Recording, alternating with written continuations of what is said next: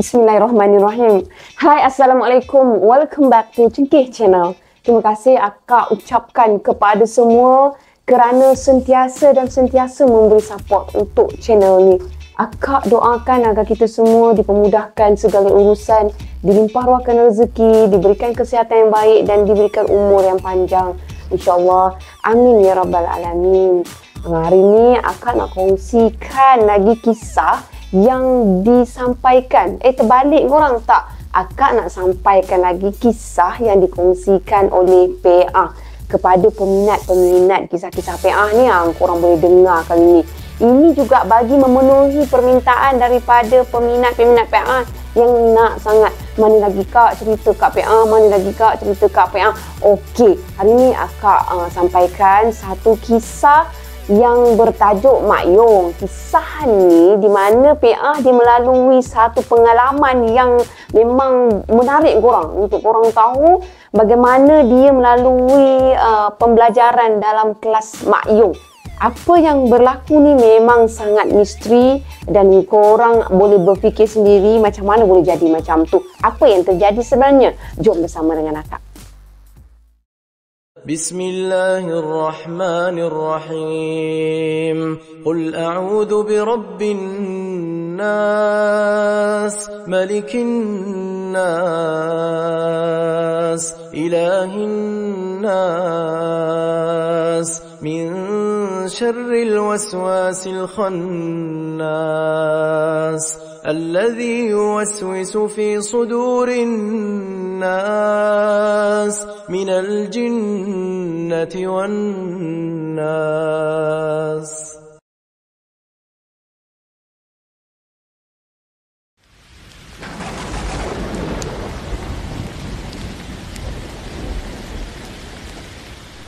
Sebelum akak teruskan dengan kisah ni, akak nak ucapkan jutaan terima kasih kepada PA sebab PA ni sentiasa memberi akak kisah-kisah yang latest pengalaman tentang diri PA. Untuk pengetahuan korang semua, PA ni dia ada diri pendengaran di mana dia boleh mendengar kepada perkara-perkara mistik. Jom akak teruskan. Kisah ni berlaku masa PA study dekat UiTM. PA dia berpeluang menjejakkan kaki dia ke UiTM pada usia dia 18 tahun. Bidang yang dia ambil pun atas pilihan dia sendiri. Dia student bahagian seni orang sebenarnya. PA memang berminat mempelajari seni sama ada dalam bentuk nyanyian, tarian, lakonan atau tak kisahlah kerja-kerja kat belakang tabir pun dia tak kisah. Macam contohnya make up, menulis skrip atau kerja-kerja teknikal ke, macam bina set ke, ataupun dalam bahagian pencahayaan dan sebagainya yang berkaitan. Inilah kali pertama PA ni dia dapat jejakkan kaki ke Semenanjung Malaysia. Itulah 2 dalam 1. Setelah hidup dia 18 tahun di Malaysia. Dan dia dapat peluang belajar di Fakulti Seni Persembahan di UiTM Shah Alam. Kepada student UiTM Shah Alam di fakulti tersebut, mesti korang tahu selok-belok pembelajaran kat sana kan. Itu adalah merupakan sebuah pengalaman yang paling menyeronokkan dalam hidup PA. Dia memang tak menafikan keadaan tersebut. Walaupun PA tahu bahawasanya dia akan belajar dengan ilmu-ilmu seni persembahan ni, tak terbayanglah di fikiran dia apa ya yang bakal dia belajar. Dia rasakan it's okay lah, study je, dah dapat peluang kan. Pada awal semester, PA dengan kawan-kawan dia masih blur dengan apa yang bakal mereka pelajari. Dalam seminggu 2 macam tu lah, dia masuk dekat fakulti. Dia dengan kawan-kawan sekelas dia dapat tahu bahawa mereka ni akan belajar Mak Yong sebagai salah satu subjek dalam kelas mereka. Bukan subjek pilihan ya, tapi subjek tu wajib bagi mereka. Dalam kelas Mak Yong ni, mereka semua akan belajar menyanyi, menari dan main muzik untuk Mak Yong. Mereka juga dimaklumkan oleh pensyarah-pensyarah dan senior-senior di fakulti tersebut di mana pada akhir semester pertama nanti, mereka akan membuat persembahan teater Mak Yong. Itu juga merupakan perkara yang wajib. Persembahan Mak Yong tu nanti dia akan jadi macam final exam lah untuk PA dengan rakan-rakan sekelas dia. Maknanya mereka ni tak akan ada peperiksaan bertulis untuk subjek tersebut. Tak ada pilihan ya, mesti wajib buat.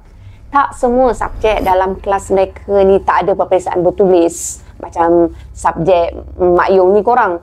Mereka pun masih ada subjek yang ada peperiksaan seperti student-student yang lain dekat universiti lain, fakulti-fakulti lain. Sama juga. Mereka ada juga waktu untuk exam bertulis. Secara jujurnya lah, kelas teater Mak Yong ni sebenarnya adalah kelas yang paling PA tak suka korang. Memang tak suka. Bukan dia je yang tak suka, malah 2 orang rakan sekelas dia ni pun memang tak suka subjek tu. Nama rakan dia yang seorang ni Mira, yang seorang lagi ni nama dia Yati. Kalau PA dan Yati ni, dia mula rasa boring kan time masuk kelas tu. Terutamanya bila diorang tu dengar lagu-lagu Mak Yong yang mendayu-dayu semua tu, mereka berdua akan menyorok dekat belakang sekali masa mereka dalam studio. Semata-mata untuk curi-curi tidur je. PA dengan Yati ni dia siap boleh bekerjasama lagi untuk curi-curi tidur. Kalau Yati tidur, PA dia akan berjaga. Andai kata kalau ada lah lecturer yang datang ke kawasan belakang dalam studio tu, mereka akan usah untuk usah lah, mana lecturer tu nak usah student tu kan. So mereka ni akan saling kejutkan antara satu sama lain. Macam tu lah sebaliknya. Dia saling alert tau. Bantu-membantu untuk tidur je kau. Dalam 2-3 kali tu pernah jugalah mereka berdua ni kantoi sebab curi-curi tidur dalam kelas Mak Yong. Mana boleh curi-curi tidur, tak boleh lah. Dan lepas tu mereka berdua kena suruh pindah duduk dekat bahagian depan menghadap lecturer, dan dia orang kena duduk depan tutor Mak Yong pada masa tu. Maka budak PA dan rakan dia ni terpaksa lah ikut sama menyanyi, ikut sama menarikan tarian Mak Yong. Kenapa dia tak suka sangat dengan belajar Mak Yong ni? Satu sebab yang paling utama kenapa dia tak suka dengan baik-baik, sebab ada kaitan tau dengan story penting ni. Sebab mereka kena kuasai bahasa Melayu dalam logat Kelantan. PA dia boleh faham bahasa Melayu logat Kelantan ni, tapi dia nak balas balik dalam logat Kelantan tu dia tak pandai. PA memang tak boleh. Lidah PA ni dia macam keras sampai terbelik-belik kalau nak bercakap. Kadang-kadang kalau PA cuba juga nak kecek Kelantan, bunyi logat Kelantan tu tubik macam Negeri Sembilan. Gitu. Tak pun bunyi logat utara. Lebih kurang macam tu lah.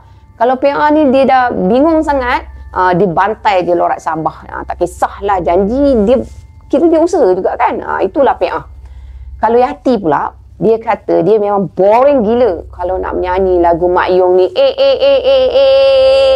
Korang kalau Google korang mesti tahulah macam mana lagu-lagu Mak Yong.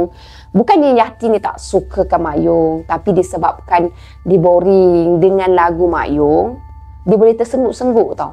Boleh tertidur dalam keadaan duduk maupun berdiri. Boleh macam tu. Yati dia cuma suka part menari Mak Yong sahaja. Waktu menari tu je, mata dia boleh segar balik sebab Yati memang suka menari. PA pun sama juga, dia tak ada masalah kalau nak disuruh menari Mak Yong ni. Sebab dia pun suka menari. Tapi kalau bab kecek Kelantan, alalah, disuruh nyanyi bereh dalam bahasa Melayu biasa. Tapi kalau nyanyi bahasa logat Kelantan memang out. PA memang surrender. Dia angkat bendera putih awal-awal siap-siap ni. Tapi kalau Mira pula lain. Tang Mira ni memang agak mistik sikit. Mira ni kalau dengar muzik Mak Yong, dia akan pening kepala tau. Dia akan rasa rusing sangat. Dia akan rasa serba tak kena korang. Dia akan jadi macam nak marah. Kenapa? Kenapa sampai macam tu? Cerita dia macam ni.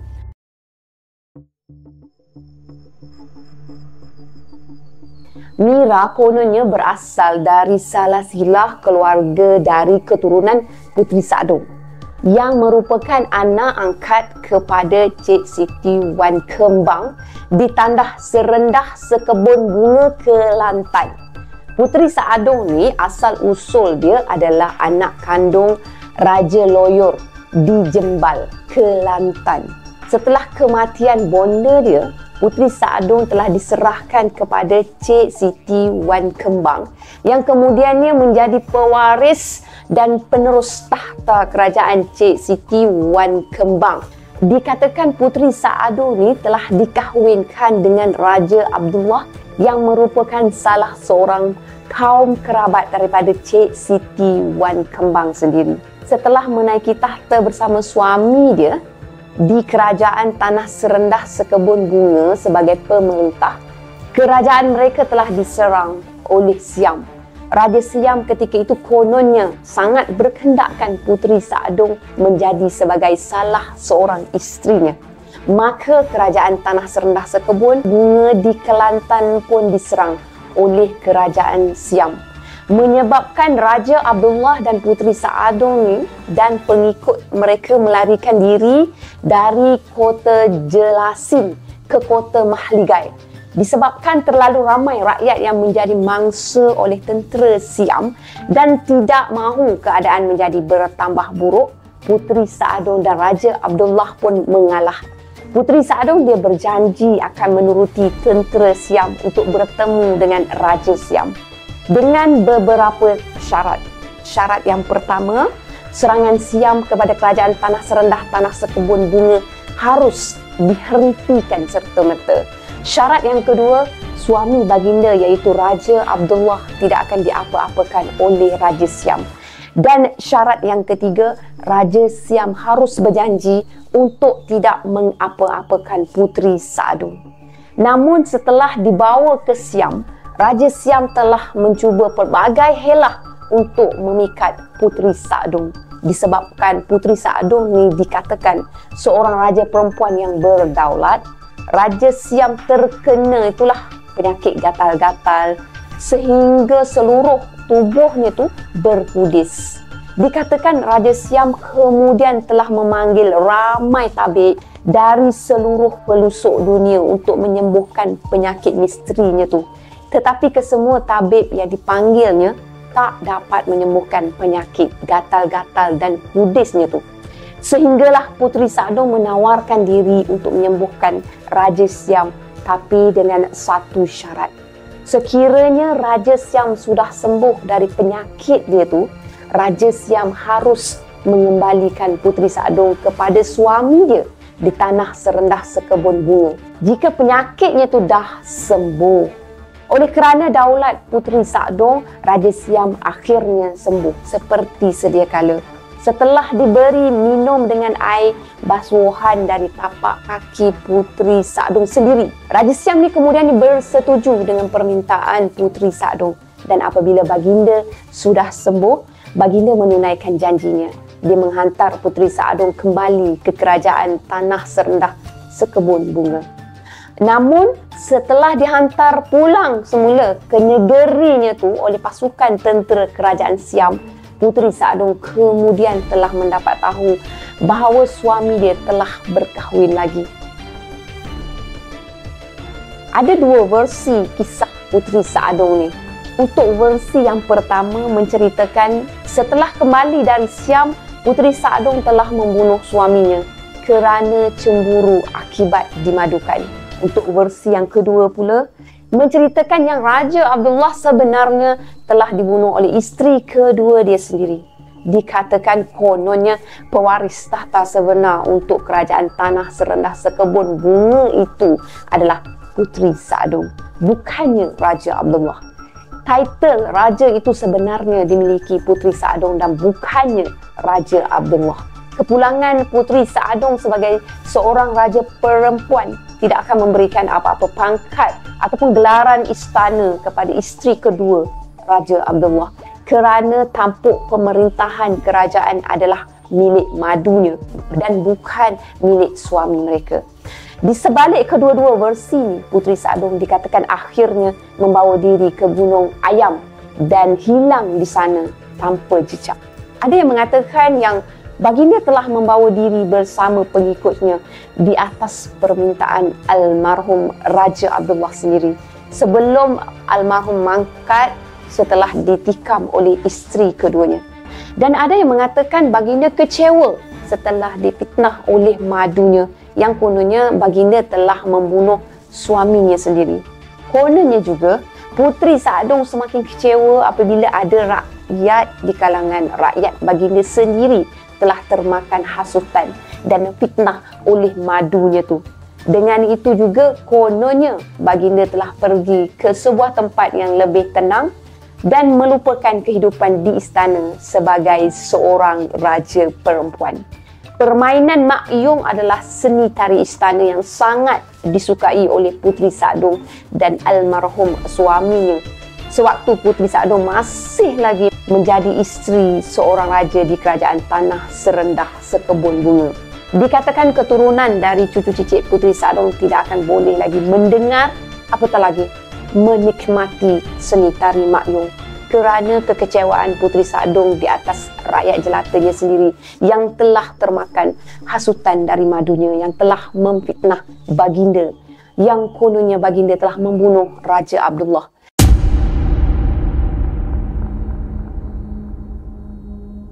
Dan kisah Mira ni telah diceritakan oleh Pok Geh.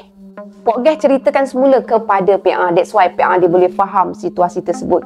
Kononnya Mira ni merupakan salah seorang dari waris keturunan dari Puteri Saadong. Sebab tu akak panjang lebar ceritakan salah silah Puteri Saadong. Waris-waris dari keturunan Puteri Saadong akan menjadi gelisah dan akan mengamuk tak tentu hala jika mendengar muzik Mak Yong. Kerana kononnya perasaan gelisah itu telah diwarisi oleh Puteri Saadong yang sedih apabila mengingatkan kenangan manis baginda bersama almarhum Raja Abdullah. Keluarga Mira juga pernah memarahi Mira supaya dia tidak melanggar pantang larang keturunan mereka tu dengan bermain Mak Yong. Tapi apakan daya korang, Mira kan student. Itu adalah subjek wajib bagi Mira untuk dipelajari. So Mira tak ada pilihan. Betul atau tidak kesahihan cerita ni, PA juga memang tak tahu. Dia just sampaikan apa yang dia dengar. Dia cuma sampaikan apa yang diceritakan pada dia sahaja. PA, Yati, Mira, dia memang tak berapa gemarkan kelas Mak Yong ni. Tapi dari situlah titik mulanya persahabatan mereka bertiga sebagai kawan baik di universiti tersebut. Dari awal minggu masuk ke dalam kelas Mak Yong ni, mereka semua dah diberikan skrip lengkap untuk teater Mak Yong yang bertajuk Anak Raja Dua Serupa. Masa tu lah si Mira ni dah agak macam malas lah aku nak layan. Aku tak nak lah, aku tak suka lah. Korang nak masuk lah. Tapi dia stay kena ambil juga kelas tu. Okey, kisahnya ni mengenai seorang permaisuri dari kerajaan Melayu Patani silam yang telah ditipu oleh seekor jin yang bernama Bota yang menyamar sebagai putera raja yang merupakan anak kandung dan pewaris tahta permaisuri tadi. Si permaisuri telah terpedaya dengan penyamaran si Bota sehingga kan si permaisuri ni sanggup menitahkan anak kandungnya tu dibunuh oleh tukang pancung istana yang bernama Wak Petanda Raja. Tetapi putera raja tu akhirnya diselamatkan oleh seorang wali yang bernama Penghulu Dina. Ada kaitannya semua watak-watak yang akak sebutkan ni. Antara mereka bertiga ni, Yati seorang saja yang hafal skrip Anak Raja Dua Serupa tu dari muka surat pertama sampailah ke muka surat terakhir. Jadi Yati ni dia memang tahu semua jalan ceritanya dari awal sampai akhir. PA pula dia cuma baca part yang penting je lah untuk dia. 2-3 muka surat je. PA dia tak pernah pun baca sampai habis skrip tu. Maklumlah dia kan tak faham bahasa Kelantan. Tapi Mira lagi sadis. Hari pertama dia dapat skrip, dia kan tak suka. Besoknya tu skrip dia hilang tak ke mana. Dia main letak aja, main campak je. Bila dalam kelas, kalau lecturer tanya, alasan Mira selalunya, sorry prof, skrip saya tertinggal kat asrama. Itulah jawapan dia. Itu je alasan si Mira gara-gara dia tak sukakan Mak Yong. Allah sajalah yang maha tahu kat mana sebenarnya dia dah buang skrip tu. Dari hari kedua kelas bermula sampailah detik mereka nak buat show, PA memang tak pernah nampak Mira ni pegang skrip untuk teater Mak Yong tersebut. Mira seolah-olah tak berminat langsung nak ambil tahu apa yang ada dalam skrip tu. Lantaklah diikutkan aja.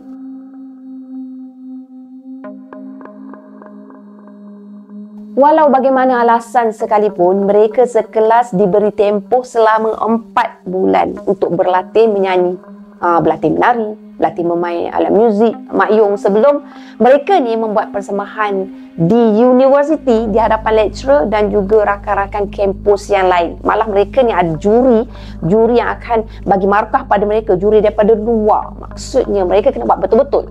lecturer dan pakar-pakar kesenian seni Melayu dari universiti luar akan menilai persembahan mereka. Dan markah, dari situlah makanya permarkahan diambil. Penting kan? Pada bulan pertama mereka dalam kelas Mak Yong, lecturer dan tutor mereka semua dah sepakat untuk pilih beberapa orang pelajar dari kalangan mereka yang diorang rasa ada bakat dan menunjukkan minat yang memang bersungguh-sungguh lah untuk belajar seni persembahan Mak Yong ni. Watak utama dalam teater Mak Yong ni adalah watak seorang permaisuri yang diberikan kepada seorang kawan sekelas mereka yang bernama Diana pada awalnya. Dua lagi watak utamanya adalah dua orang putera raja, yang salah satunya dipanggil Pak Yong dan salah satu lagi tu dipanggil putera raja yang dianiaya oleh bota tu, yang disuruh bunuh oleh permaisuri tu. Seterusnya ada dua orang watak lelaki yang dipanggil Perang, yang merupakan kuli lah suruhan permaisuri, yang kerja dia asyik buat lawak dan selalu dimaki hamun oleh permaisuri kerana selalu sangat buat silap. Kemudian ada lagi watak seekor jin jahat yang bernama Bota, dua Mak Inang dan sekumpulan dayang-dayang istana. Macam itulah. Pada mulanya mereka bertiga ni, PA, Yati, Mira ni dapat watak dayang-dayang istana je, sebab mereka ni student paling banyak kantoi tidur dalam kelas. Ambil lah kau, penari lah demo, banyak sangat alasan kan. Watak-watak yang mereka bertiga dapat tu sebenarnya dah lebih okey untuk PA dan Yati, sebab mereka ni tak ada sepatah dialog pun untuk bercakap dengan mana-mana watak utama dekat atas pentas. Maka PA dia pun tak perlulah risau untuk kecek Kelantan, sebab dia tak ada dialog pun untuk dihafal. Tapi jadi dayang ni kena juga menyanyi. Korang alolah, bila mereka nak menyanyi, mereka akan menyanyi beramai-ramai. Dayang-dayang seperti mereka ni tak ada part solo pun, okey lah kan. Mereka tak perlu pun nak nyanyi solo, mereka nyanyi ramai-ramai. Macam watak utama permaisuri tu ada part solo, jadi so dia kena menghafal lah. Lantak dia. Mereka cuma akan menyanyi pada bahagian chorus, beramai-ramai. Macam itulah dia ada bentuk tarian tu. Kak tahu tau. Gitu. Korang boleh imaginekan lah. Di atas pentas tu nanti, mereka sebagai dayang-dayang istana ni cuma perlu duduk di sebelah permaisuri je. Duduk kat situ lah, duduk diam-diam, malu-malu je gitu. Dah nama pun jadi dayang istana kan. Okey sangatlah tu untuk PA dengan Yati ni.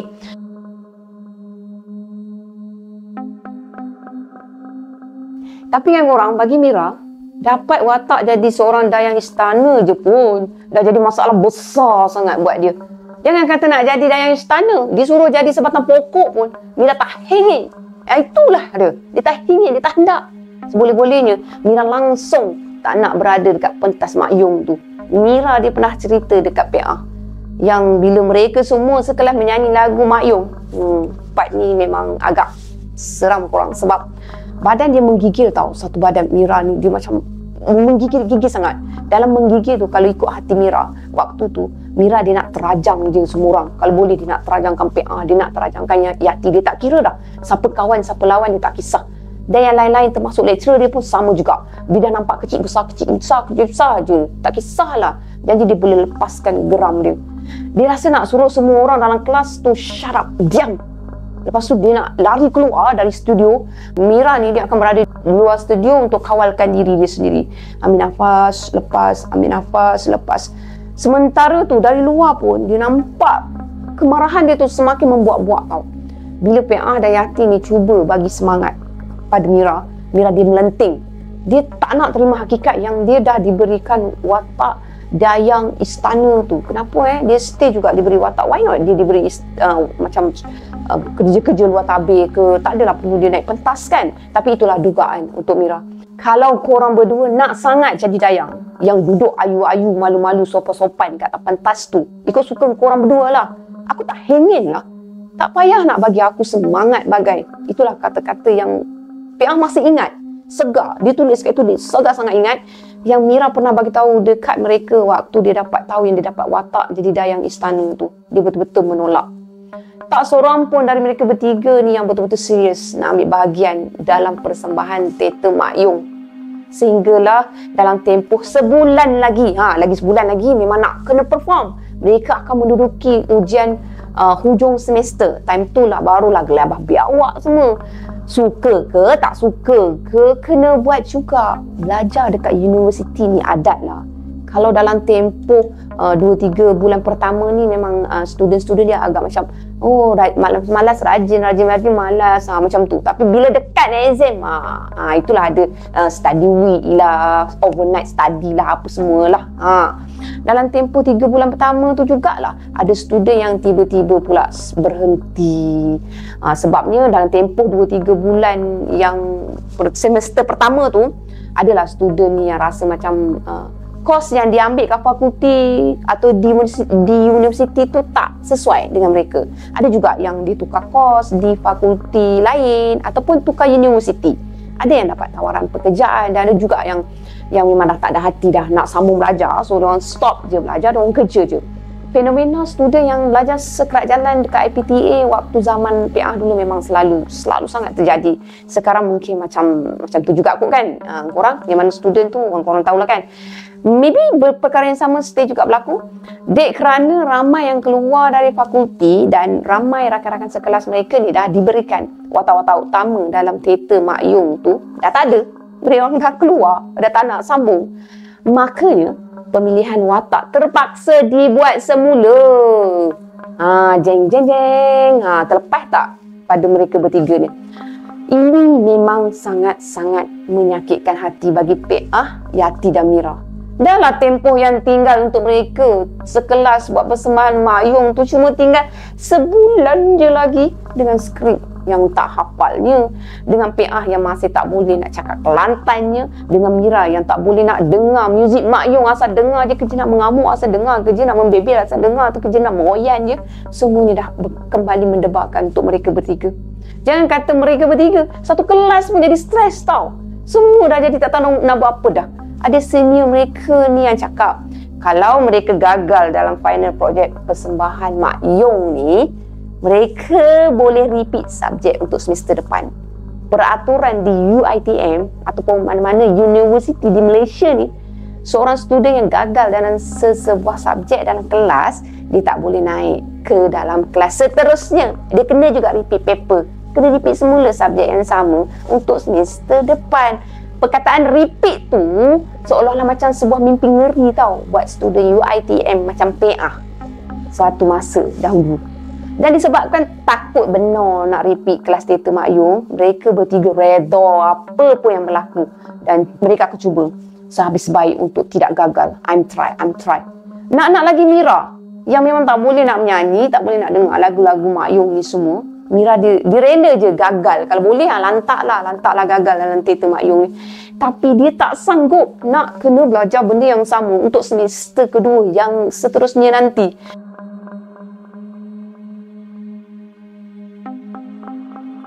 Jadi korang semua boleh faham tak kenapa mereka bertiga tak nak repeat? Dipendekkan cerita secara bidan terjun, Yati dapat watak yang paling utama iaitu permaisuri. Sudah.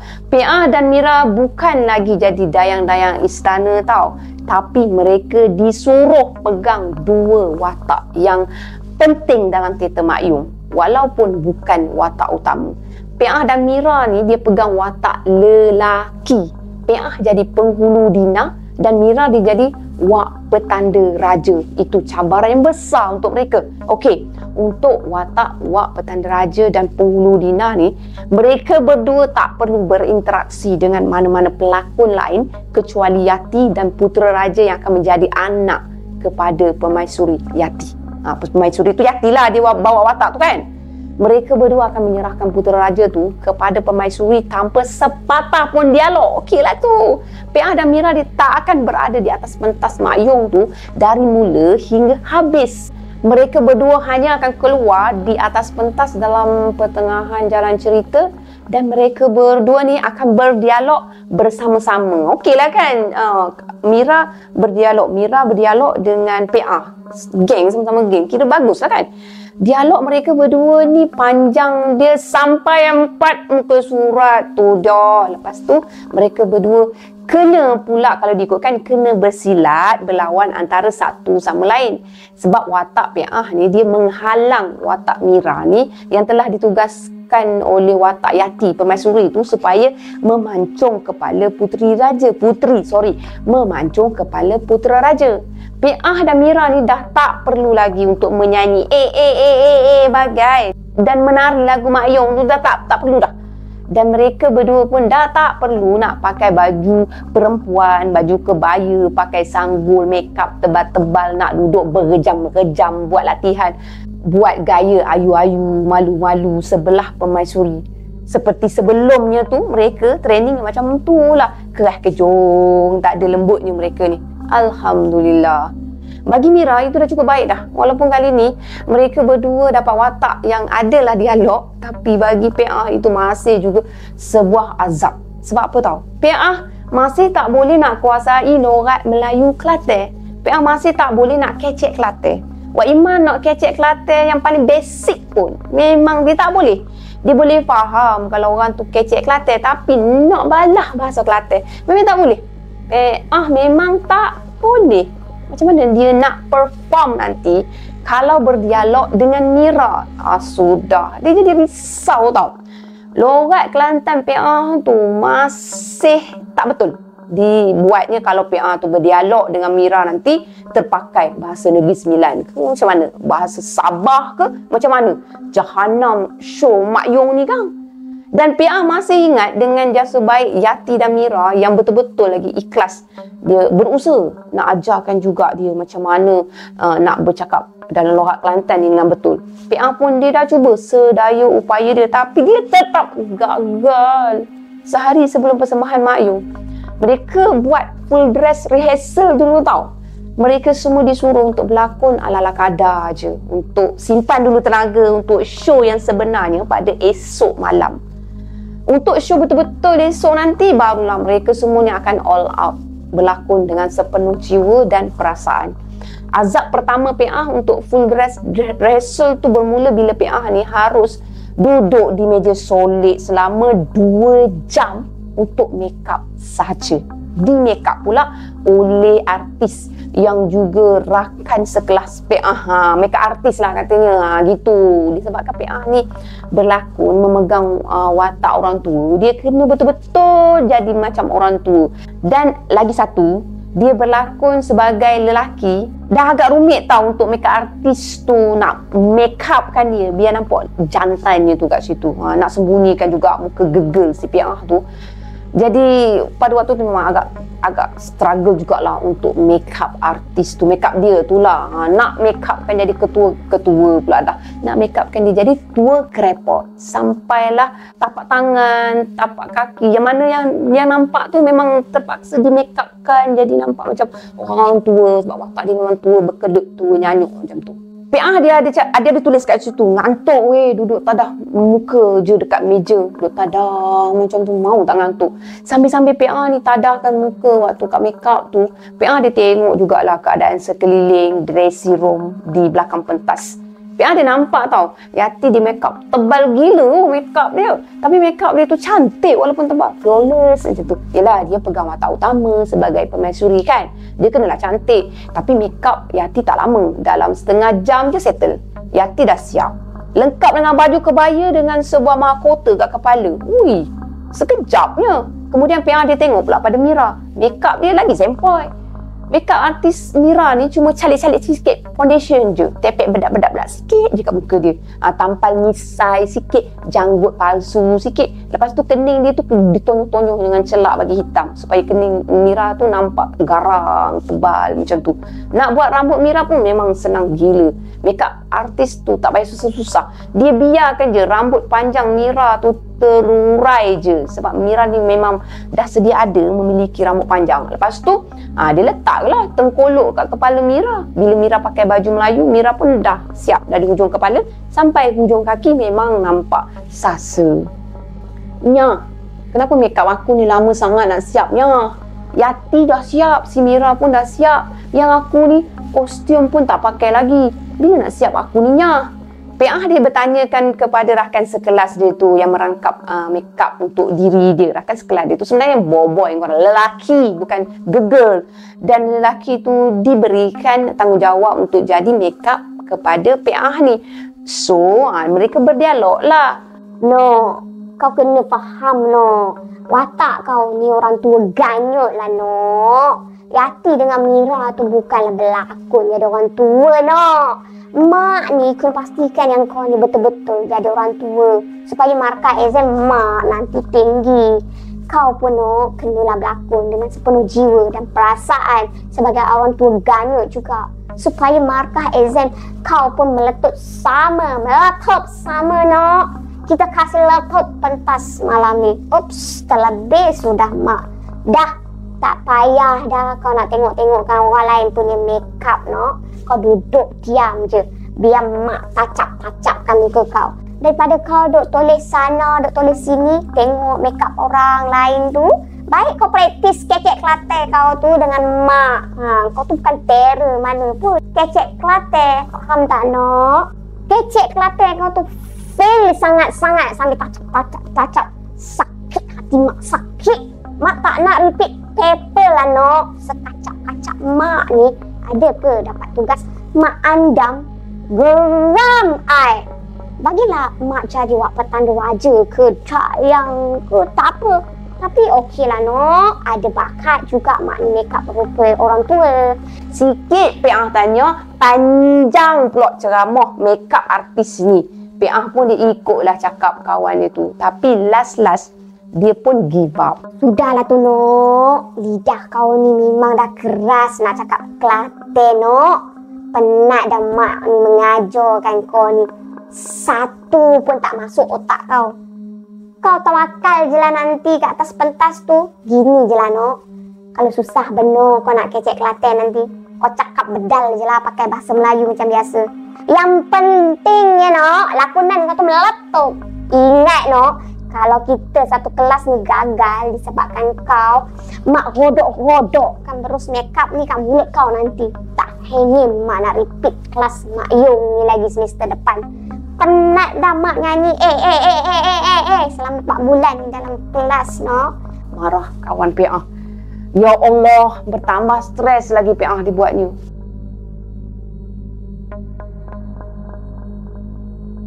Full dress rehearsal malam tu berjalan lancar. Lakonan Yati dengan kawan-kawan lain dapat pujian. Tapi lakonan Adingan Babak PA dengan Mira ni, dia dapat komplain tau. Komplain dari kawan-kawan, student, komplain daripada lecturer dia. Yang lain tu bagus dah, okey dah. Dia berdua je memang out. Memang out betul. Termasuklah lecturer-lecturer luar yang datang pada waktu tu memang macam-macam bagi pendapat. So bad lah. Sebabnya Mira berlakon macam kayu sekerah-kerahnya. Walaupun lontaran suara dia tu dekat atas pentas dia macam jelas kedengaran oleh penonton, tapi dia memang kayu macam tak ada emosi tau. PA pula dia gagal nak buat vokal. Lontaran suara dia slow. Aku ni macam tu. Dia macam sorokkan suara dia tu sebab PA dia tak yakin. Dia tak tahu apa yang dia cakap. So, dia sendiri tak boleh nak dengar suara dia sendiri bila berdialog dengan Mira. Bayangkanlah, sampai tahap macam tu sekali. PA pun dah tak tahu dah nak buat apa dan nak cakap apa. Dia memang blur betul pada waktu tu. Dan dia dengan Mira waktu tu berlakon memang sadis korang. Memang kalau korang tengok, confirm boleh jadi gagal. Itu je yang boleh dikatakan. Macam tu pula. Dan yang paling penting, PA dan Mira ni lupa nak bersilat seperti mana yang dikendaki oleh lecturer dan 4 orang tutor mereka dalam persembahan tu. Senang cerita, PA dan Mira tak mampu nak berlakon time tu. Apatah lagi dia nak berlakon keesokan malamnya. Malam tu lepas habis full dress rehearsal, teruk PA dengan Mira ni kena bebel, kena kutuk. Tapi Mira dia berbuat artikel je. Dia okey. PA faham bahawa Mira ni tak boleh lama-lama nak dengar lagu dan muzik Mak Yung. Sebab tu sebelum naik ke pentas, dia berdialog dengan Mira. Maksudnya dia nak berdialog dengan Mira kan. Mira ni menyorok dulu dalam bilik makeup dekat belakang pentas. Dia cuma naik atas pentas bila adingan mereka berdua ni dah mula. Lepas adingan mereka berdua selesai, Mira dia lari balik, menyorok balik semula dalam bilik makeup. Dia tutupkan telinga dia. Korang bayangkanlah, dia tutupkan telinga dia tu macam cepat macam tu sekali tau. Kesian dia. Dan dia cuba untuk tenangkan diri dia. Pada keesokan malamnya, show yang sebenarnya akan bermula tau korang. Malam tu lah juga penentu untuk markah exam mereka semua. Kalau PA gagal, memang PA akan repeat lagi kelas Mak Yong ni untuk semester depan. Ketika sampai dekat makeup room, PA dia diam, dia banyak diam je, tak kata apa-apa. PA tak banyak nak bercakap dengan siapa-siapa pun. Dengan Mira sekalipun, PA memang langsung tak bertegur. Sejak daripada malam tadi, selepas dia kena sound dengan lecturer, dengan tutor. Tak kisahlah, Kak pun susah sikit nak sebut. Sebab performance mereka berdua ni teruk. Kalau nak dibandingkan dengan kawan-kawan yang lain lah, diorang memang totally teruk. Semalam punya cerita. Tapi hari ni, Yati dan beberapa orang kawan lain ni ada berjumpa PA. Semasa PA ni dekat bilik makeup. Mereka bagi kata-kata semangat kepada PA supaya PA ni jangan putus asa, jangan give up. PA cuma dapat balas dengan senyuman dan dia cuma angguk kepala je. Sebab dia tak mampu tau. Dia risau. Dia risau kejadian yang semalam tu berlaku. Dia tak boleh nak fokus. Makeup artist PA tu pun dia cuba bagi semangat lagi dekat PA supaya jangan putus asa lagi untuk show yang sebenar malam tu. PA pun dia dah tak ingat dah apa yang sebenarnya kata-kata semangat yang diorang dah bagi pada PA pada waktu tu. Dia macam ignore je. Yang dia tahu, dia dah gagal. Aku gagal untuk berlakon teater. Dia dah gagal nak lontarkan suara, dia gagal nak kecek lorak Kelantan, dan dia rasa dia ni memang dah tak ada bakat langsung untuk berlakon macam kawan-kawan dia lain. Dia rasa menyesal ambil kos seni persembahan ni. Kalau dia ambil kos undang-undang atau kos meskom, lagi baik sebab dia dapat tawaran undang-undang meskom.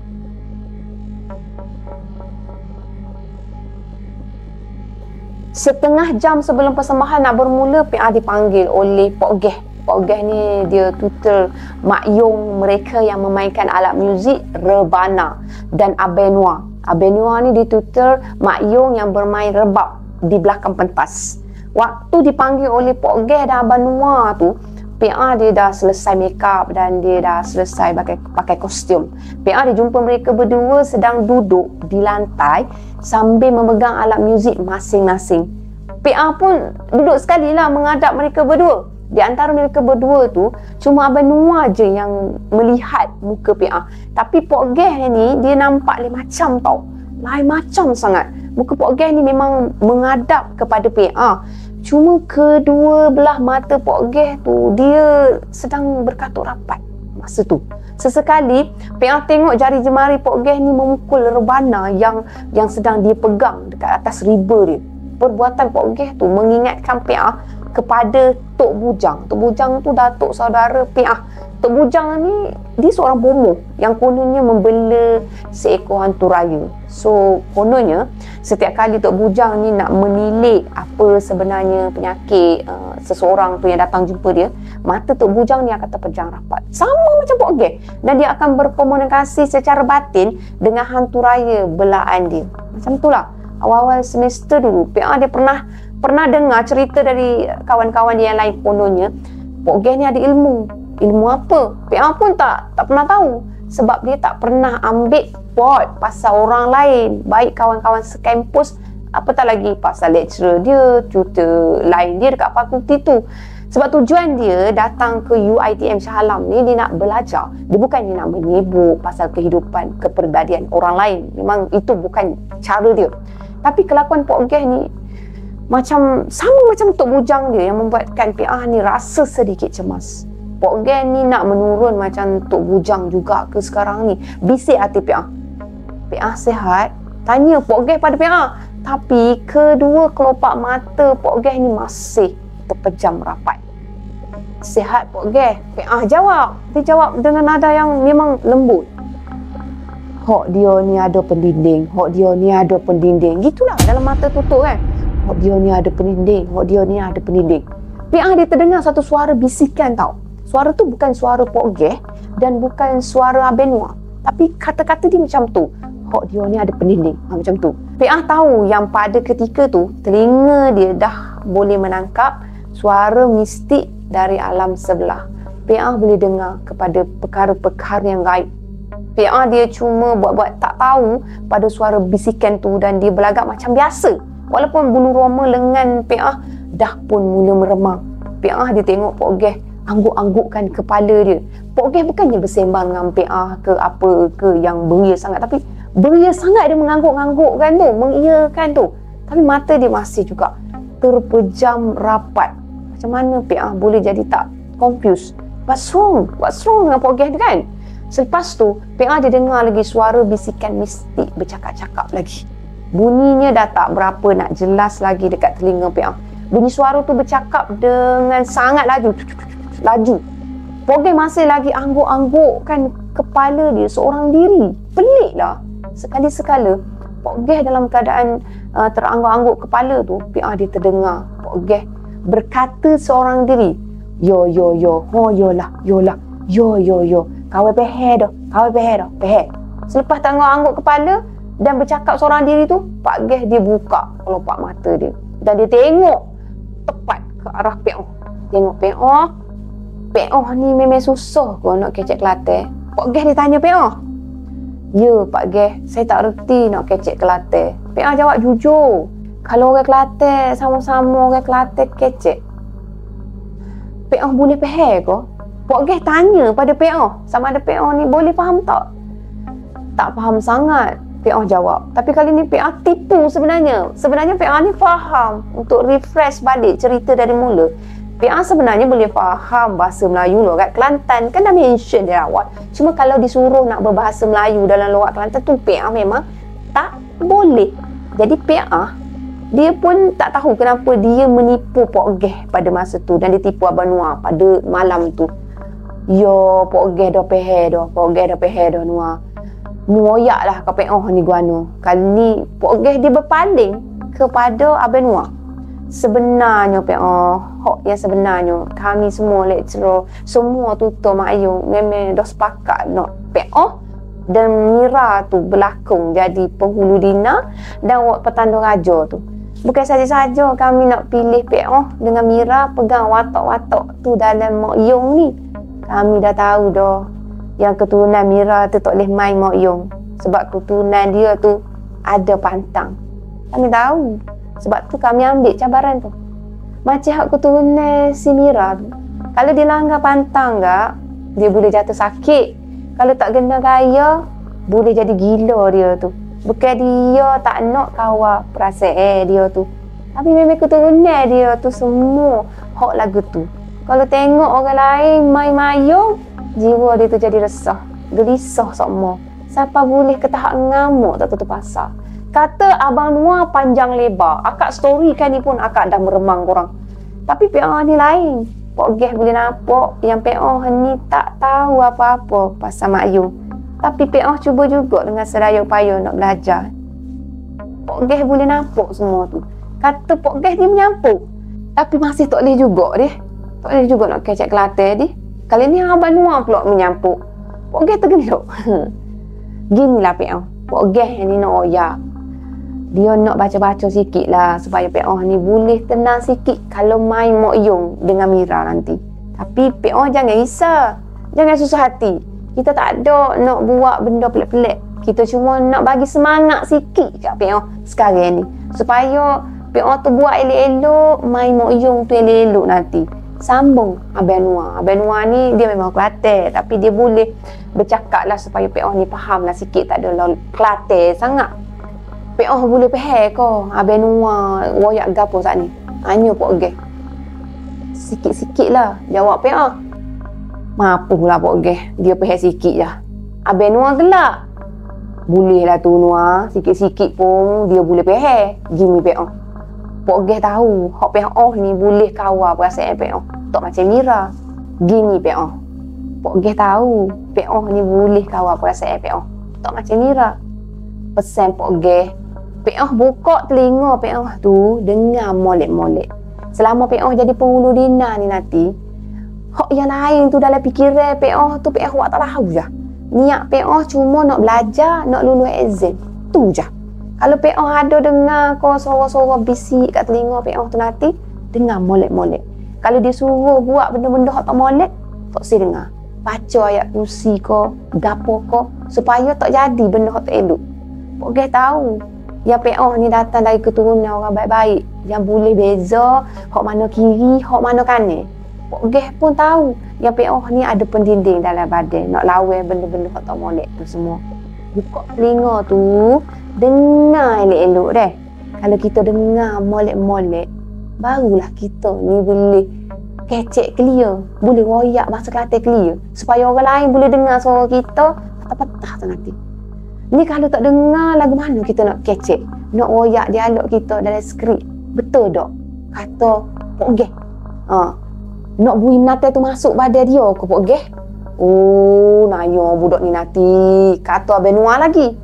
Kita ada sama nak tengok demo tu nanti. Mu jangan susah hati. PA ni pandai. Dia bukannya kosong dia ni. Jawab Pok Geh lagi.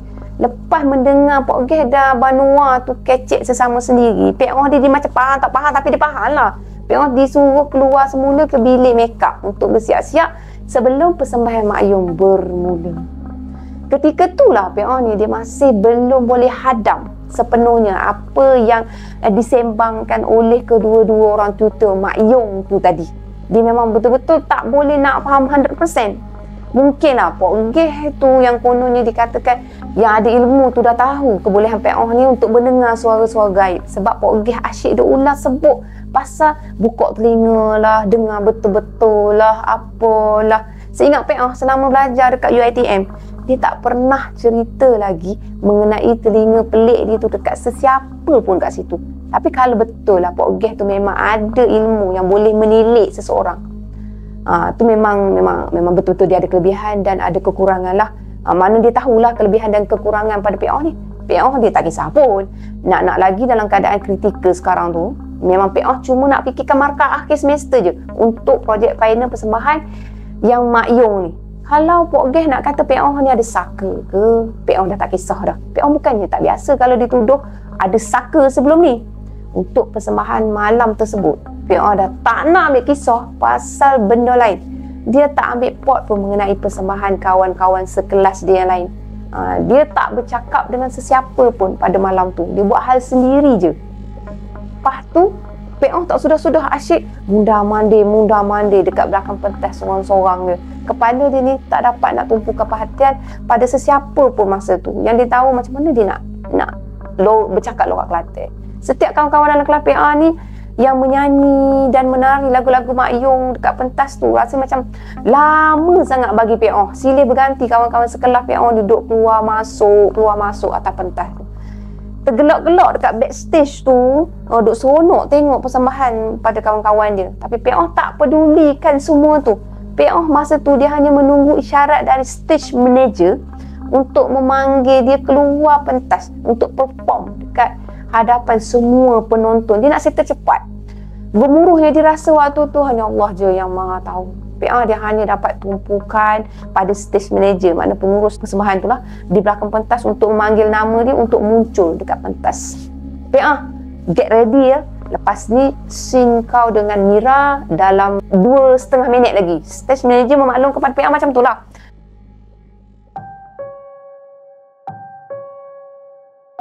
PA dah anggukkan kepala dia dan disiapkan dia untuk keluar di atas pentas nanti bila stage manager panggil nama dia. Dalam mundar-mandir tu PA yang tengah-tengah gementar tu, dia nak menunggu giliran PA untuk perform tu. Seorang lelaki berbadan gagah yang berambut panjang paras pinggang masuk di belakang pentas. Teruslah terdetik dalam hati PA ni, yang PA ni tak sukakan lelaki tu. Pelik. Sebab itu kawan dia, tapi dia tak suka lelaki tu. Dia tak suka dengan lelaki yang berbadan gagah yang muncul tiba-tiba depan mata dia. PA rasa macam nak hentak je kepala lelaki tu dengan tongkat dekat tangan kanan PA. Dia ada props tau dekat tangan dia, tongkat. Pada orang tua kan, orang tua ni memang kena pegang tongkat bagai. So satu-satu prop yang PA yang wajib untuk pegang tu, watak penghulu dina tu, dia kena pegang tongkat. Oleh kerana watak PA dalam Mak Yong ni adalah seorang lelaki yang sangat tua, prop department ni dia bagi tongkat tu last minute tau. Untuk menggambarkan lagi dia ni seorang lelaki yang sangat tua dan nak berjalan pun dah terketar-ketar macam tu. Last minute bagi props. Macam mana dia nak feel dengan props tu? Sesaat dua kemudian barulah PA ni tersedar. Lelaki berbadan gagah yang berambut panjang tu sebenarnya Mira kawan dia. Mira yang memegang watak sebagai wak petanda raja, sebagai tukang pancung dekat istana. PA istighfar. Astagfirullah. Lain betul muka si Mira sekarang. Mungkin make up dengan cara pakaian dia tu yang buatkan PA ni rasa betul-betul Mira tu dia nampak macam jantan tu waktu tu. PA dia sempat tegur Mira, tapi Mira tak balas teguran PA. Sebaliknya Mira merenung tau PA dengan renungan yang tajam. Mira seperti benci sangat tengok muka PA ni. Dekat tangan Mira tu dia ada satu prop, iaitu sebuah golok yang diperbuat daripada kayu. Dan prop tu juga adalah last minute. Watak Mira dalam Mak Yong, anak raja dua serupa ni adalah sebagai seorang tukang pancung kepala di istana raja. PA dia tegur Mira lagi dengan bagi salam, Assalamualaikum. Tapi Mira tak jawab. Mata dia tetap tajam menengokkan PA. PA istighfar berkali-kali. Istighfar. Dia dah rasa berdebar tau. Dia rasa sangat-sangat terkejut. Mungkin Mira tu sedang menghayati watak dia sekarang. Maybe.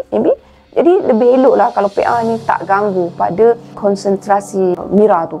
Dan bila dah hampir nak masuk scene PA untuk selamatkan putera raja yang dituduh sebagai penyamar istana tu, stage manager panggil Mira terlebih dahulu untuk keluar pentas. Mira akan naik dulu dekat pentas. PA, hang jangan duk meraya-raya lagi tau. Sat lagi scene hang nak bersilat dengan si Mira tu. Pesan stage manager pada PA dalam lorat utara pasal dia orang utara. PA dia sekadar anggukkan kepala, dia dengar arahan dari stage manager pada waktu tu. Dan bila tiba giliran dia untuk muncul di hadapan pentas, yang didengar cumanya riuh rendah bunyi tepuk tangan penonton di hadapan pentas. Macam tu, tepuk. Dia tak boleh nak fokus. PA tak nampak penonton dekat depan dia sebab spotlight pentas dekat hadapan PA buat mata PA ni jadi silau bila dia tengok tempat duduk penonton semua kan. PA tengok muka Mira tu, dia sedang mengheret kawan PA yang sedang berlakon sebagai seorang putera raja. Dalam sini Mira sebenarnya nak memancung kepala putera raja tu atas arahan dari permaisuri. Putera raja yang palsu tu menghasut sang permaisuri dengan membuat fitnah bahawa putera raja yang sebenar tu adalah seorang penyamar. Dan watak PA sebenarnya adalah untuk menyelamatkan nyawa sang putera raja tersebut. Putera raja yang sebenar tu sebelum dipancung oleh wak petanda raja. Tu watak Mira bawakan. Sangat aneh, sangat kurang sebab sesuatu di luar jangkaan berlaku. Walhal mereka tak dilatih atau dipraktikkan sama sekali untuk PA dengan Mira bersilat untuk menyelamatkan putera raja tersebut. Langkah silat mereka ni seakan-akan seseorang pesilat yang mahir, dan rentak silat mereka ni seolah-olah benar-benar berlaku. Seperti tubuh PA dan Mira ni sedang dirasuk sesuatu. Buktinya PA dan Mira tak pernah berlatih bersilat untuk scene yang PA selamatkan putera raja tersebut, dan sangat mustahil langkah silat mereka ni boleh dibawa semudah tu. Tak logik langsung. Wak Ima bila mereka ditanya sama ada mereka ada berlatih bersama ke dekat belakang kan, tapi mereka stay bagi jawapan, kami tak pernah berlatih bersilat bersama-sama dan kami tak pernah merancang untuk bersilat bagai. Semuanya terjadi secara spontan je. Jawapan PA dan Mira tu membuatkan ramai yang terkejut dengan apa yang berlaku. Agaknya mungkin PA dan Mira tu dah buat sehabis baik pun. Mereka buat all out semua dekat situ. So takkanlah bersilat pun mereka boleh main buat je, tapi it's real sangat. Mereka berdua dapat tepukan gemuruh tau dari penonton. Penonton sangkakan mereka tu betul-betul dah study, dah berlatih pasal silat. Semasa riuh rendah bunyi tepukan tu, mata PA dia dapat tangkap pada Pak Soot, iaitu salah seorang tutor Mak Yong mereka yang bertindak sebagai pemain gong. Jadi tutor tu berdiri, dia tepuk tangan tau. Dia excited tepuk tangan sambil tersengih-sengih, dia bangga dengan respon penonton semua. PA dia tambah pelik. Apa yang nak ditepukkan sangat? Lakonan kami bukan luar biasa pun. Sasah lorat Kelantan aku ni hancur. Pasal tu kot penonton suka sangat. Suka hati korang lah, korang nak tepuk kenapa? Janji markah kami lulus. Bisik hati PA. Bila scene PA dan Mira yang bersilat tadi dekat atas pentas sudah selesai, maka selesailah adingan PA dan Mira.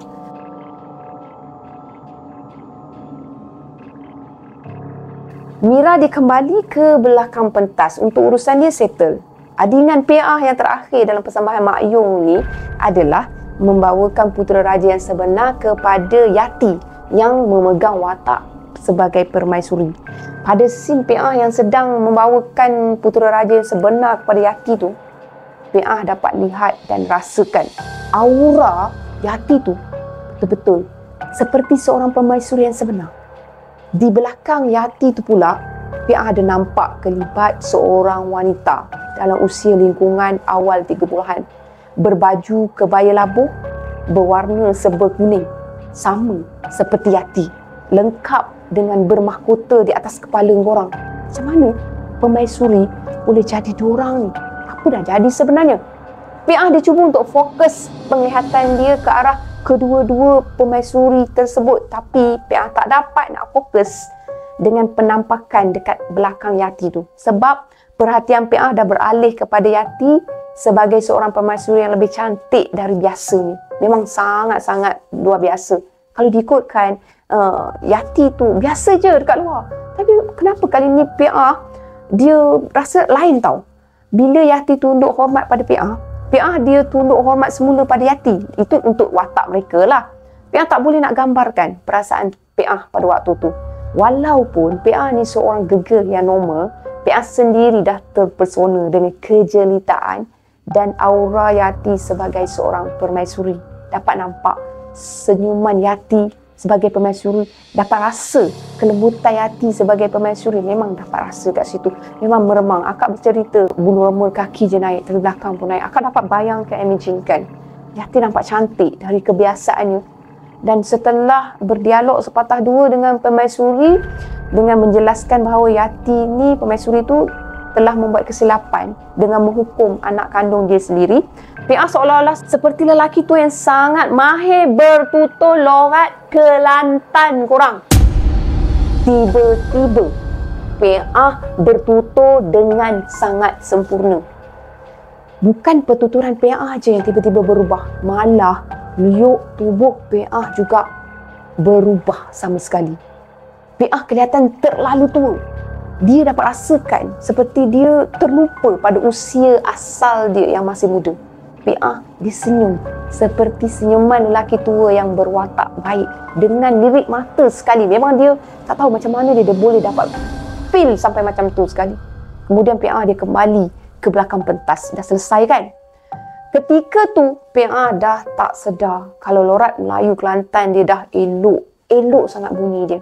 Seolah-olah ada sesuatu yang mengajar dia macam mana untuk dia bertutur bahasa Kelantan seperti yang orang Kelantan selalu cakap. Tapi PA sama sekali tak sedar waktu tu. Seriously, dia memang tak sedar. Buktinya, mereka dapat lihat pada rakaman dan feedback penonton yang sememangnya saling mengenali PA. Setahu mereka, PA ni memang pure betul dia cakap Sabah. Belum pun sempat PA ni masuk ke belakang pentas. PA masih ingat time tu Pok Sook sanggup kejar PA dari tengah-tengah pentas. Waktu tu lah kepala PA ni dia dah mula rasa sakit, dia rasa macam pening. Lepas tu kedua belah mata dia pun rasa sakit. Mungkin lah bercampur gara-gara silau kan dengan lampu spotlight yang digunakan di atas pentas. Tapi badan PA ni dia rasa macam mula-mula rasa sakit-sakit time tu. Pelik lah, takkanlah berlakon pun sampai sakit-sakit badan, sampai rasa stres sangat badan dia. PA, bapa mu tak royaknya, mu ni pandai silap. Bangga sungguh lah Pok Sook tengok mu silap tadi. Ni Pok Sook bagi ni kat mu. Pok Sook menunjukkan ibu jari kanan dia. Akak tak kira kanan ke kiri yang lantok pada PA. Sebelum kembali semula dekat musician Mak Yong yang lain dekat pentas. Yo Pok Sook puji aku ni pandai bersilat. Aku nak kecek Kelantan pun struggle gila sampai nak putus lidah. Ni kan pula nak bersilat. Nampak benar nipunya. Bersilat dia katanya aku. Sejak bila aku ni pandai bersilat? Nak bercakap Kelantan pun aku sepatah haram aku tak gerti. Ini kan pula nak bersilat orang tua ni, nak nganjing aku ke apa ni? Panjang lebar lah PA tu berbisik dengan diri dia sendiri, membel-bel sendiri. Habis je performance PA tu, dia dah malas nak fikir apa-apa dah. Dia tawakal dan dia dah buat semampu yang boleh. Kalau PA gagal dalam exam ni sebab performance dia memang teruk, performance dia tadi teruk, dia memang reda. PA ni memang tak ada bakat pun untuk main makyung. Macam kawan-kawan sekelas dia lain. Nak buat macam mana kan? Dah memang itu diri dia. Di belakang pentas pula korang, orang pertama yang PA jumpa masa tu ialah Mira. Mira memang kawan baik dia. Yang ni lagi satu pelik. Pelik sangat korang.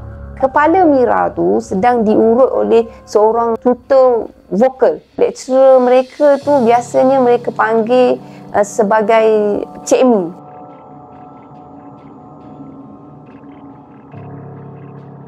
Mira, kau kenapa Mira? Sakit kepala ke? PA yang seperti tak tahu apa-apa, dia mula bertanyakan kepada Mira. Cik Amy masa tu dia tengah urut kepala Mira. Dia mengajukkan balik percakapan PA tu. Mira, kau kenapa? Kenapa kepala kau tu Mira? Dengan nada yang marah. Marah dengan nada yang mengejek. Mira, kau kenapa? Macam tu. Terkejut pula lah si PA ni bila Cik Amy buat macam tu kat dia. PA ada buat salah ke kat dia? Kenapa Cik Amy marah, kecam sangat Mira macam tu? Bisik hati PA lah. Yang kamu pergi tunjal kepala si Mira tu sampai 3 kali pakai tongkat, kamu tu dah kenapa PA? Tanya Cik Amy dalam keadaan marah. Saya tak ada tunjal-tunjal kepala si Mira tadilah Cik Amy. Saya ada tunjal kepala dia ke? Soal PA, dia tak puas hati dengan apa yang Cik Amy tu serang dia. Ya, kamu tunjal-tunjal kepala si Mira ni waktu korang tengah bersilat tadi. Lain kali, hati-hatilah bila berlakon. Bukan setakat berlakon syok sendiri, kok perasaan je. Kita kena sedar diri, sedar ruang juga. Jangan sampai cederakan kawan-kawan kita yang tengah berlakon sekali dengan kita dekat atas pentas. Marah Cik Amy pada PA. Kesian PA korang kena marah kau time tu. Sedih hati dia. Dia tak sedar pun apa yang berlaku. PA dia terus minta maaf pada Mira. PA memang tak ingat kalau tongkat yang dia pegang sebagai props tu dah betul-betul kena kepala Mira waktu mereka tengah main makyung tu dekat atas pentas pada sebelum tu. Ni semua tongkat celaka ni lah punya pasal. Siapalah yang suruh aku pergi pakai tongkat celaka ni tadi? Inilah akibatnya kalau orang bagi prop last minute kat pelakon. Aku juga yang kena sound. Sedangkan waktu praktis dan waktu rehearsal selama ni tak ada pula aku pakai tongkat bagai. Dia marah kan. PA dia luahkan perasaan sedih dia tu. Dia dah tak ada selindung-selindung lah. Dia main lepas je apa dia nak cakap. Keadaan jadi agak tegang lah waktu tu. Sekejap jadi tegang. Tapi PA ni dia tak nak besar-besarkan masalah yang dia sendiri tak faham. Dia beralah. Dia tak lekang-lekang minta maaf pada Mira. Ya Allah Mira, aku minta maaf kat kau Mira. Kalau aku terketuk kepala kau ke tadi pakai tongkat ni, ya Allah aku minta maaf sangat-sangat Mira. Kata PA dia ulang ayat yang sama. Dia betul-betul rasa bersalah. Tapi dia tak tahu bila masa dia buat macam tu. Dah lah tu PA, lain kali hati-hati kalau nak berlangkut teater macam ni. Kita kena sedar diri, sedar ruang juga tau. Bukan main belasah je. Marah Cik Amy pada PA lagi. Tak henti-henti dia kena marah. PA rasa tertekan dan dia rasa geramkan sangat dengan tongkat yang masih dipegang kat tangan dia tu. Dia punya marah lah sampaikan dia nak buang tongkat celaka tu yang menyebabkan si Mira jadi macam tu. Tapi tongkat tu macam tak boleh nak dibuang dari tangan PA. Tongkat tu dah macam melekat pada tangan PA. PA pun dia tak sedar bahawa dia masih lagi dalam keadaan membongkok macam orang tua.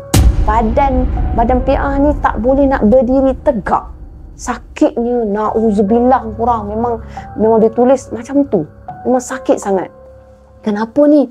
Kenapa badan aku tak boleh nak tegak? Kenapa tak boleh tegakkan badan aku ni? Perasaan PA ni serta-merta jadi cemas tau. Dia rasa takut. Dia rasa, macam-macam rasa lah yang ada dalam diri dia. Cemas sangat. Lepas tu, someone datang tau bagi salam. Assalamualaikum. Astaghfirullahalazim. Ya Allah, Ya Rabbi, PA kenapa ni? Seorang lecturer yang mengajar PA dalam subjek tarian menegur PA. PA panggil lecturer ni sebagai Cik Ida. Cik Ida dia masuk dekat belakang pentas, dia mendapatkan PA, lepas tu dia panggilkan Mira dengan Yati sekali. Tanpa banyak tanya, dia dibacakan surah pendek dari Al-Quran. Dan dengan bacaan tu, dia mengusap bahagian tulang belakang PA dalam sekali dua. Perkara yang sama Cik Ida ni dia buat pada Mira dan juga Yati. Dia nak coolkan kepada mereka bertiga ni. Sebenarnya Cik Ida ni dia dapat rasakan ada sesuatu yang tak elok tau. Ada aura yang negatif pada mereka ni. Badan PA mula rasa ringan sangat dan tongkat dekat tangan tu terus terlepas dari tangan PA. Masa tu jugalah PA jatuh ke lantai. Apa sebenarnya yang dah berlaku kepada mereka bertiga ni korang?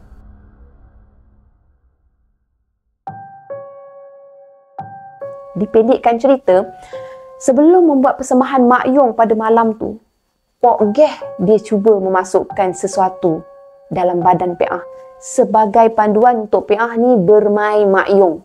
Benda yang cuba Pok Geh masukkan tu, dia macam jin yang boleh membantu dia beri semangat tau.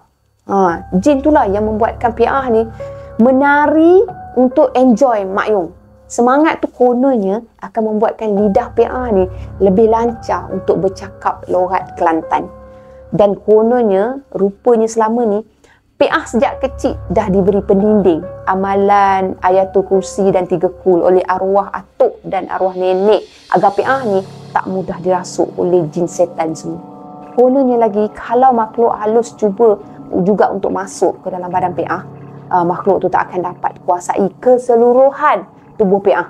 Makhluk tu boleh kuasai badan PA, tapi dia tak boleh nak kuasai fikiran PA. Dan makhluk tu tak boleh nak kontrol PA pada malam tu, tapi dia boleh buat PA tu menjiwai pada watak tu. Jadi Cik Ida ni dia cuba keluarkan perkara tersebut dari badan PA melalui tulang belakang PA.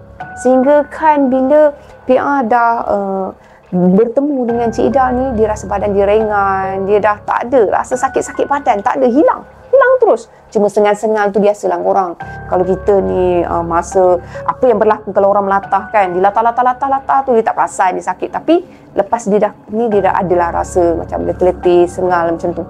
Bukan PA sahaja tau yang dah dipengaruhi oleh semangat Mak Yong pada masa tu. Mira pun sama juga.